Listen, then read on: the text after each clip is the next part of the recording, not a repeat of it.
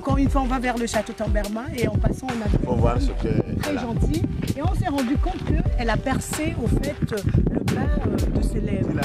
Donc, bonjour. Bonjour à tous. Donc bien, on s'intéresse parce que souvent c'est fait au niveau du Kenya, mais on est au Togo au nord, mais il s'avère qu'elle a à peu près le même style. Donc on veut savoir en fait c'est quoi exactement. Ça on a trouvé, c'est la lèvre qu'on a trouvé. Et elle a fait exprès pour trouver? Oui. Et c'est pourquoi? Pourquoi elle a trouvé? Parce que c'était l'ancien temps, elle a trouvé. Bon, c'était une. On va rentrer comme d'habitude. Voilà.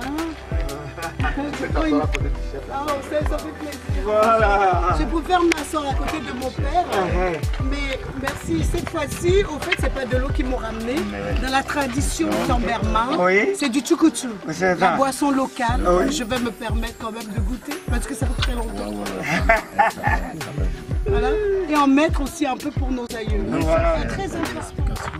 D'accord. Petit soir aussi, pays Tamberma. D'accord. Avant de rentrer dans la tata. D'accord, il n'y a pas de souci. On est à l'écoute. Okay. Là, ici, vous êtes dans le village Bassamba. Bassamba, Oui, qui veut dire? Bassamba, c'est le village qui avait de nourriture abondante. D'accord. Donc, le mot Bassamba veut dire là où il y a assez de nourriture. De nourriture. Voilà. Parce que pourquoi, quand on était arrivé, on ne vivait que de la viande sauvage et dans les grottes, dans les troncs de baba. On ne vivait que de la viande sauvage et des fruits sauvages. Donc c'est au cours d'une chasse qu'on a gagné 3 variétés de céréales qui étaient le folio, le riz et le folio. Donc les 3 céréales, quand on cultivait, c'était le premier de ce village qui gagnait beaucoup de céréales. Ici c'était une forêt, des champs, ça aussi c'est bien.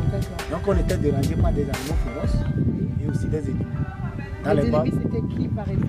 Les ennemis, il y avait aussi des villages voisins. Ah d'accord. Et il y avait la colonisation, c'est le temps de la colonisation. D'accord. Donc nos parents, ils habitaient d'abord dans les grottes, aussi dans les troncs de baba. Après, ils ont eu l'idée de faire ces constructions. Vous allez voir les petits trous partout. Si vous êtes dans l'intérieur, avec les flèches empoisonnées, tu vas viser à l'ennemi qui est le ciel. Donc lui, il ne saura qu'il y a quelqu'un. Donc dans la porte d'entrée, ici normalement il y a la meule pour écraser le mur. La meule, c'est une pierre qu'on a essayé de tailler pour tout juste moudre des céréales. Comme un peu à l'âge de pierre où on taille ou bien on écrase le riz et tout pour avoir de la pas derrière. Non, reviens un peu. Ouais.